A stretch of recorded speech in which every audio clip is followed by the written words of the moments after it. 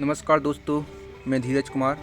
हमारे YouTube channel kitchen garden में आपका स्वागत है। तो आज मैं आपको बताऊंगा कि हमारे गमले में कम से कम मिट्टी कैसे भरें। ऐसा क्या करें कि हमारे गमले में कम से कम मिट्टी हो। आप तो जानते ही हैं दोस्तों कि हम जब टेरेस गार्डनिंग या किचन गार्डनिंग करते हैं तो कितनी मिट्टी की ज़रूरत होती है और कितने खाद की ज़रूरत होती है। तो हम ये कोशिश करते हैं कि कम से कम मिट्टी की ज़रूरत हो और हमारे पेड़ पौधे अच्छी तरीके से भली भांति ग्रो हो जाएँ, फल फूल देने लगें और मिट्टी की कम से कम ज़रूरत हो। तो उसी हिसाब से मैं आज के लिए इस वीडियो में आपको यही बताने वाला हूं कि हमारे ये हम कैसे अपने गमलों में कम से कम मिट्टी यूज करें और ताकि हमें कम से कम मिट्टी लगे और हमारा काम भी बन जाए, अच्छे हमारे पेड़ पौधे अच्छे ग्रो भी कर जाएँ। तो प्लीज़ दोस्तों, अब अगर हमारे वीडियो पर नए हैं तो प्लीज़ हमारे चैनल को सब्सक्राइब कर लें और बेल आइकन का बटन ज़रूर दबाएं ताकि हमारे वीडियो हैं जो हम वीडियो बनाते हैं वो आप तक सबसे पहले पहुंच सकें और हमारी वीडियो को लाइक भी करें। तो चलिए दोस्तों, हम आपको बताते हैं कि हमारे गमलों पर या ग्रो बैग में मिट्टी कम से कम कैसे भरी जाती है।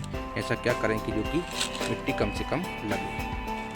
तो दोस्तों, आपने कभी सोचा है कि किसान का खेत जो होता है उसमें जब फसल कटती है तो उसकी जड़ें रह जाती हैं, डंठल रह जाते हैं और भूसा, जब फसल हार्वेस्ट होती है तो भूसा भी डला रहता है, लेकिन कुछ समय बाद वो भूसा का पता नहीं चलता है और वो पत्तों का और जड़ों का और डंठलों का कुछ पता नहीं चलता है। आपने सोचा है कभी?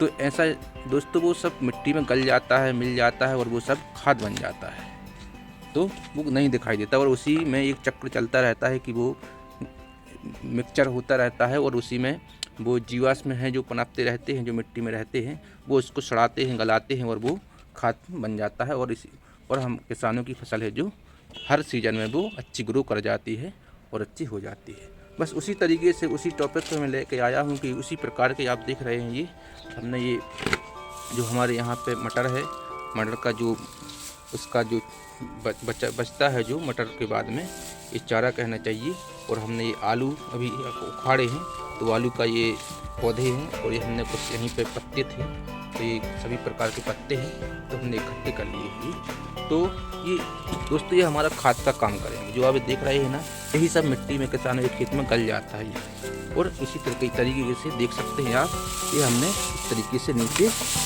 रख दिया है। अब देख सकते हैं इतना ये हमारा कम से कम 4 इंची ये नीचे से उठ गया है।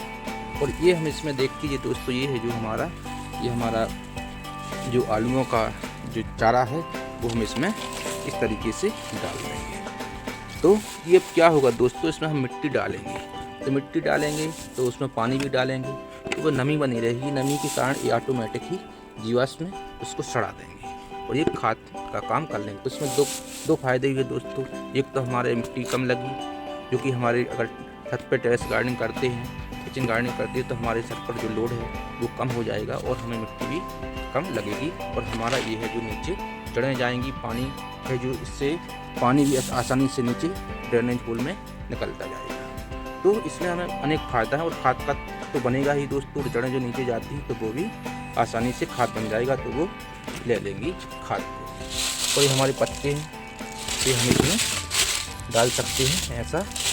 ये दोस्तों ये अभी उठे हुए हैं, मिट्टी डालेंगे तो सब बैठ जाएंगे। तो धीरे धीरे इस तरीके से हम पत्ते, तो आपके पास भी अगर किसी प्रकार के पत्ते डले हों तो उसको इकट्ठा कर लें और घर आपके किचन गार्डनिंग में, टेरेस गार्डनिंग में जो भी पत्ते निकलते हैं उसको ना फेंकें, वो आप किचन गार्डन के रूप में नीचे मिट्टी में दबा दें। या फिर आप वो खाद तो बनाते हैं दोस्तों, घर के किचन गार्डनिंग का किचन वेस्ट जो होता है उसका भी आपको बहुत अच्छा खाद बढ़िया बन सकता है किचन वेस्ट से और पत्तों से। तो इस तरीके से आप ये पत्ते हैं जो दूसरे बैगों में इस तरीके से मिला सकते हैं। और इसमें मैं आसानी से अभी मिट्टी भर के भी दिखाऊंगा किस तरीके से हम इसमें मिट्टी भरते हैं। तो दोस्तों इससे हमें बहुत फ़ायदे हैं। एक तो हमें ड्रेनेज होज में आसानी से पानी निकलता जाएगा और इसमें खाद बनेगा और हमारी मिट्टी भी कम लगेगी। इससे ये हमें जो हमारी किचन गार्डनिंग से जो भी पत्ते निकलते हैं, जो भी व्यर्थ का जो निकलता है, जो आप उसको फेंकें नहीं, वो इसी तरीके से आप यूज कर रहे हैं। तो इस तरीके से हम इसमें मिट्टी डाल रहे हैं। ये मिट्टी, तो इस तरीके से हमने इसमें मिट्टी डाल ली है। और दोस्तों कभी भी गमला आपको मिट्टी से पूरा नहीं भरना है कभी भी, क्योंकि इसमें पौधा लगेगा। पौधा लगाने के बाद में ये धीरे आपको समय समय पर इसमें वर्मी कंपोस्ट, गोबर की खाद वगैरह आपको डालना पड़ता है, तो ये और ऊपर उठ जाएगा। इसलिए आपको कभी भी मिट्टी से इसको फुल नहीं भरना है जब इसको पौधारोपण करें तो। इसलिए आपको इसमें हमेशा खाली रखना है, 3 से 4 इंची हमेशा खाली करके रखना है, ताकि आप जब आपका पौधा लगे उसके बाद आपका पौधा फल देने लगे, फूल देने वाले, उसमें आपको उसमें वर्मी कंपोस्ट वगैरह डालना पड़ता है।